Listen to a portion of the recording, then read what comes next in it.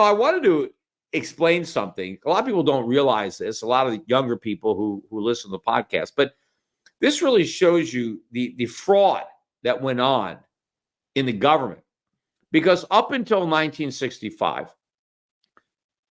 dimes and quarters and half dollars were made of silver, pure silver. I mean, not pure, but 90% silver. And that all changed in 1965. The government just took all the silver out of our coin, right? The Constitution defines money as gold and silver. And so we were using gold and silver, and we stopped using gold with Roosevelt in 1933, although we continued to have the dollar backed by gold.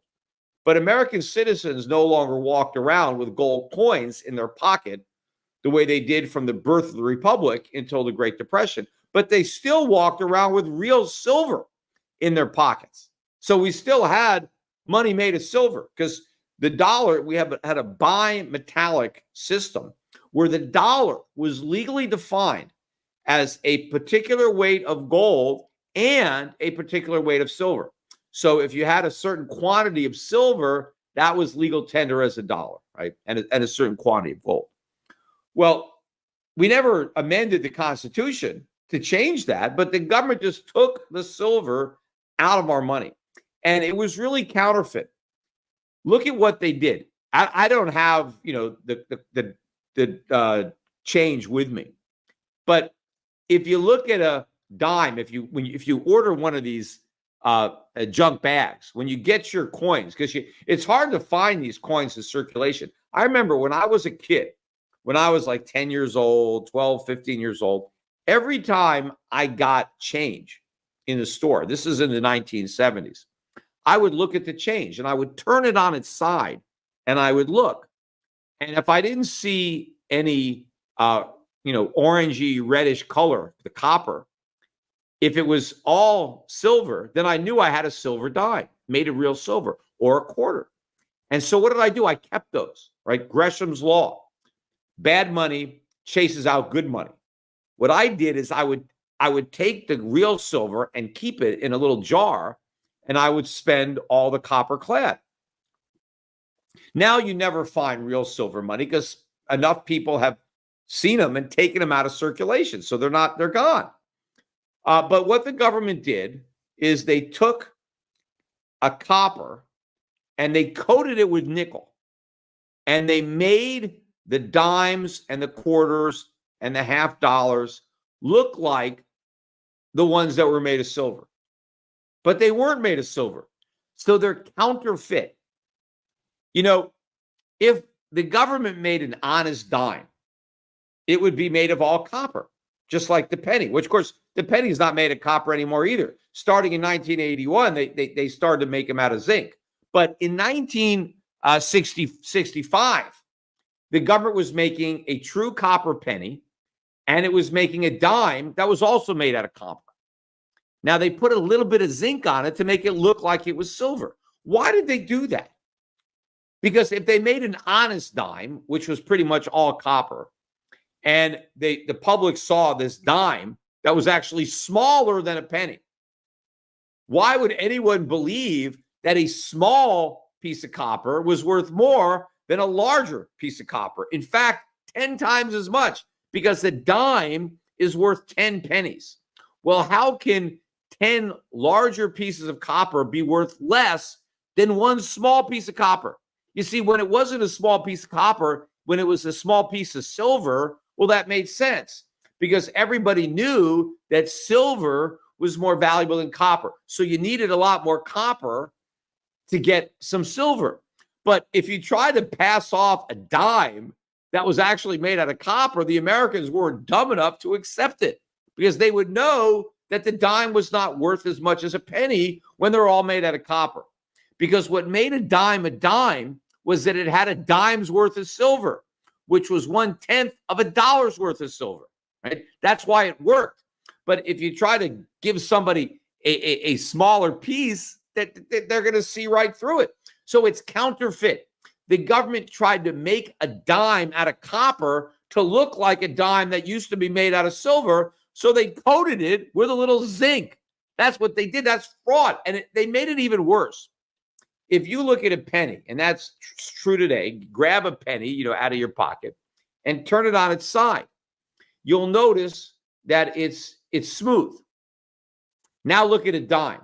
Look at a quarter. It's not smooth. It's got ridge marks. It's rough, right? All these little ridge marks. Well, why are there ridge marks on a dime and a quarter, but not on a penny and a nickel? Well, here's the reason. When a dime or a quarter were made out of real silver, if somebody took one of those coins and scraped off, right, a little bit of silver from the edges, there would not be enough silver there to make it legal tender. Because in order for that dime or quarter to be legal tender, it had to have a precise amount of silver in it. But if somebody scraped a little silver off, which you could do, because if you could scrape off a little silver off of every dime and every nickel quarter you had, and you set it aside, you're ripping people off because you're not giving them the quantity of silver that they're entitled to. You're spending a dime, but you're not giving the seller a dime's worth of silver. You're keeping a little bit for yourself. You can scrape off enough silver to eventually have a new dime or a new quarter that you theoretically could make. I mean, you could mint those, but you can still sell the silver. So in order to stop people from clipping a coin, they put ridges on the coins that were made out of silver, the dime and the quarter, the 50-cent piece. But they didn't put any mill marks on a penny or a nickel. Why? Well, because copper and nickel are not legal tender. So it doesn't really matter how much nickel is in a nickel, right? You can get a nickel that didn't have quite a nickel's worth of nickel, and it didn't matter because there is no legal requirement regarding how much nickel has to be in a dollar. There is a legal requirement on how much silver has to be in a dollar, but it really doesn't matter how much nickel or how much copper. Plus, copper and nickel were not valuable enough that somebody would waste their time clipping those coins, right? Who cares? You're going to scrape off a little copper, big deal, right? No one cared about it. It was only silver that they cared about. Now, why then, when the government made these dimes and quarters that had no silver in them whatsoever, why did they go through the added expense of putting those mill marks there?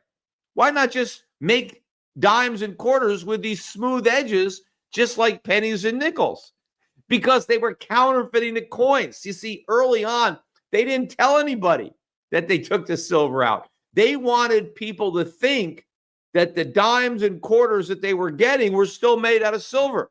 That's why they put the nickel on the copper. That's why they put mill marks on these copper-clad coins, because they wanted them to look like the coins they used to work with. That's counterfeit. That is fraud. That is what went on in this country. The government defrauded American citizens out of their lawful silver money and replaced it with nickel-cladded copper, or copper-cladded nickel, copper-cladded nickel.